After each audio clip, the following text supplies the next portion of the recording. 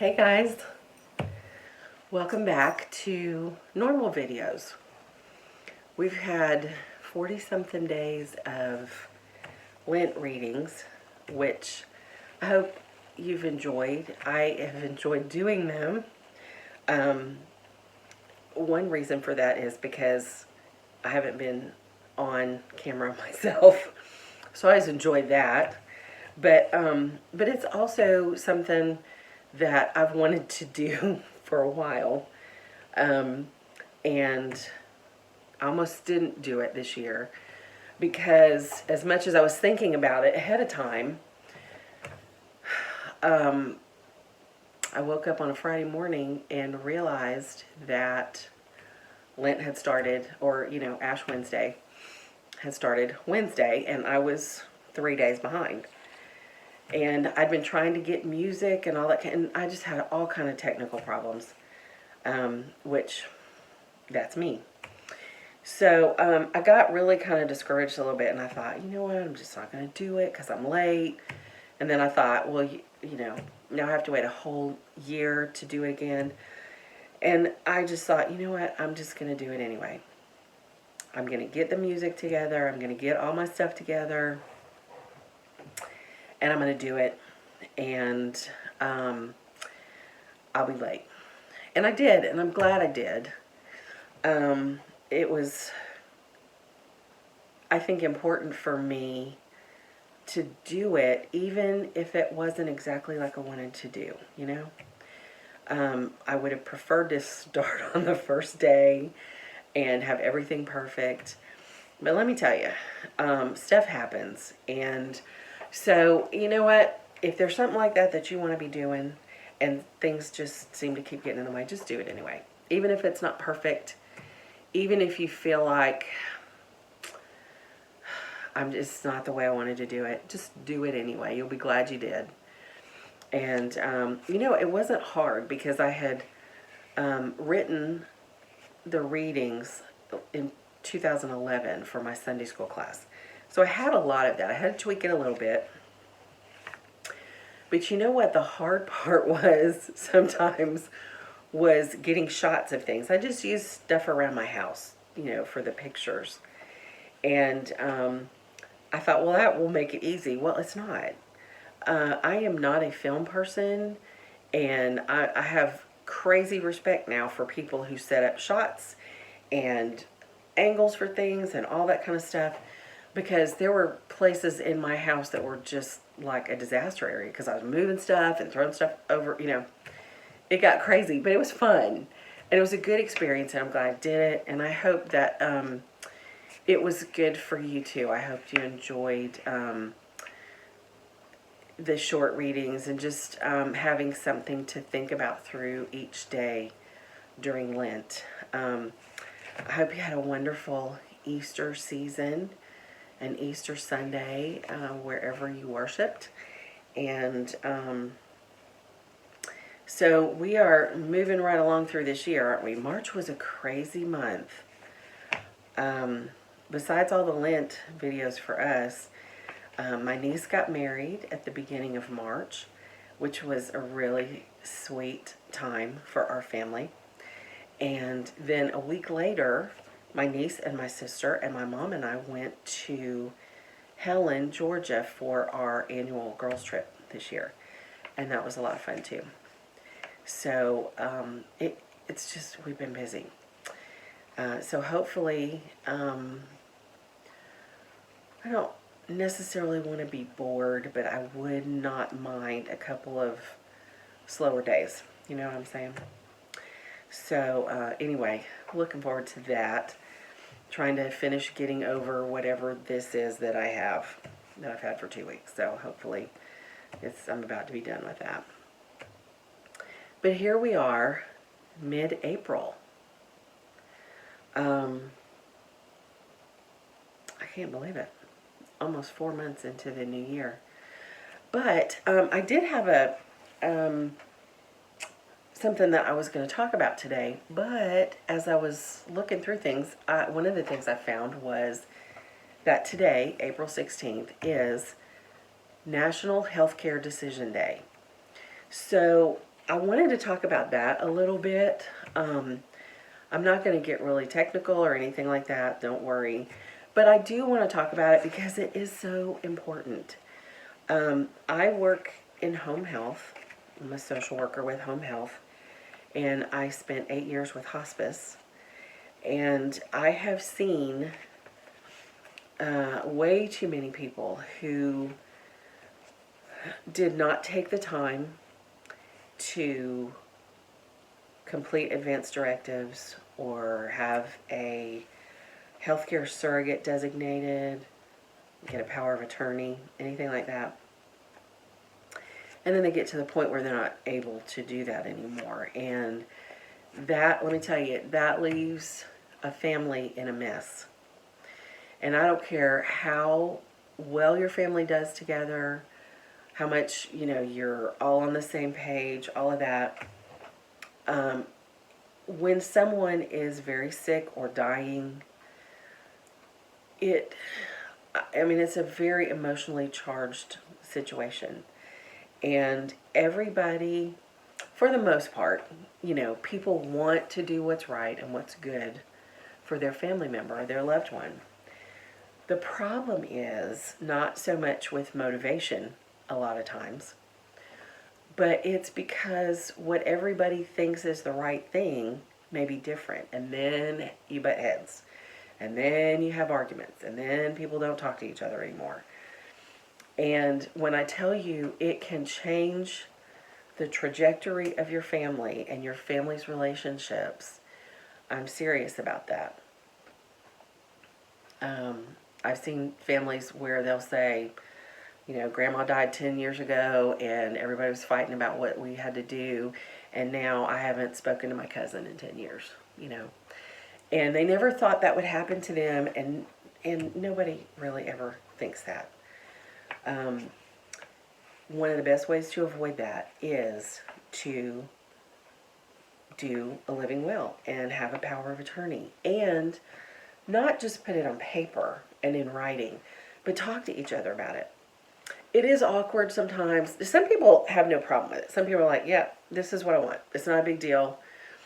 Other people are like, I'm really not comfortable talking about that. I don't like to think about that. The problem is whether you like to think about it or not, or whether you like to talk about it or not, it's coming. And at some point, you don't want to be the one left trying to figure out what your mom or dad wanted, or what your sister wanted, or what your child wanted, what your adult child wanted. You want to know. You want to be able to make a good decision that honors their wishes and respects their wishes. And there's an easy way to make that happen. Okay? So, I have 2 things that I give to most of my patients, if they don't have them already. And one is a durable power of attorney. Okay? You see that? Now, this one is for the state of Florida because this is where we are. And a power of attorney and some other legal things like that differ from state to state. So you want to make sure that when you do this, you do it for the state that you're in, okay? And this has to be signed in front of a notary, and then it goes through everything. It has... you can collect money, you can make payments, you can open safe deposit boxes, all kind of banking powers, managing things. A lot of it has to do with financial things. There is a section in here on healthcare powers, what you can and can't do. Now, this is the healthcare powers. It's a pretty broad category here. So you can, start or stop healthcare procedures and that kind of thing. What helps and what is a good companion for the durable power of attorney is a living will. Now, this is the one I use because it is not in legal or medical jargon. It is just normal people speak. My husband and I, Jeff and I, have done this. But we've also talked about what we want. And this just walks you through all kind of things that I never really would have thought about. The first part is where you designate somebody to speak for you as your healthcare agent or healthcare surrogate. And this particular document lets you choose up to 3 different people. So if you choose one and they are not available, then you've got somebody else. And it just starts from the beginning and has a whole list of things that for you to consider. And if you don't like it, you just cross it out. And it also has some lines in there that you can write in specific things that you're concerned about or that you want to make sure are taken care of. And it's just really easy to use. And I really like this. And my patients like it because it is so easy to use. It just has to be witnessed. It doesn't have to be notarized. In Florida, there are a few states, and it tells you in the back on the witness page and the signature page, what states it needs to be notarized in, but not in Florida, so I crossed that out. And it covers things like what I want my loved ones to know, including I wish for all my family members to make peace with each other before my death if they can. Things that are really important that you wouldn't really consider as part of a living will. Now, when you say living will, and a lot of times people say, well, I don't have any money or any, it's like, this is not about money or property. This is about your medical wishes, what kind of medical care you want if you can't speak for yourself. After my death, I would like to be cremated or buried. You pick one. My body should be placed here. The following persons know my funeral wishes. I mean, just all kind of stuff that is so useful for whoever is responsible for making decisions for you. What I want people to know if I'm close to death or if I'm in a coma, or if I have permanent and severe brain damage and I'm not expected to recover, how I want my family and my doctor to proceed. So it is, I think one of the good things about this is that it's so easy to read through. And the other thing is, it really is a good conversation starter for you and your family. And everybody needs one. If you're an adult and you, whether you have dependents or not, somebody will be making decisions for you. And now, I do run into people sometimes that just say, I don't have anybody to trust. I don't trust anybody enough to make them power of attorney, whatever. And there are situations like that where it's not smart to give somebody that kind of control over you because they don't have your best interests at heart. But if you do have someone, it could be a spouse, it could be an adult child, it could be your parent, it could be a sibling, a friend. It doesn't have to be a relative. It can be if you've got a good friend that's willing to take on the responsibility for this, it's important. Because when I tell you, this kind of thing can tear a family apart and leave people after your death feeling guilty for the rest of their lives because they just, they had to pick something. And they'll always wonder, was this the right thing to do? Don't do that to your family. Love on them enough to take care of this stuff and do these things. It is truly a gift. My mom and dad have had living wills and powers of attorney for many, many years. They took care of that when they were traveling out of the country a long time ago on a mission trip. And I have always been grateful for that. Leftover stuff, sorry. I've always been grateful that they saw fit to do that. And Jeff and I have done these. And We have a copy in our file cabinet. We each have copies of our own and each other's in an envelope, and we keep it in the glove box of our vehicles. Because if we're out and something happens, we don't have to run back to the house, try in a panic in this emotional upheaval to find our copies of things. All we have to do is go to the glove box, wherever we are, at the hospital, whatever, pull that out, and we've got it. And so it's just a good thing to do. And listen, once you've done it, it's done. It's changeable. So if you do this advanced directive, these 5 wishes, and you do them now, and 5 years later or 5 months later, you have a change of heart and you want to put something different in there, you do it. You just update it. You get a new one, you start over, whatever. You just do it.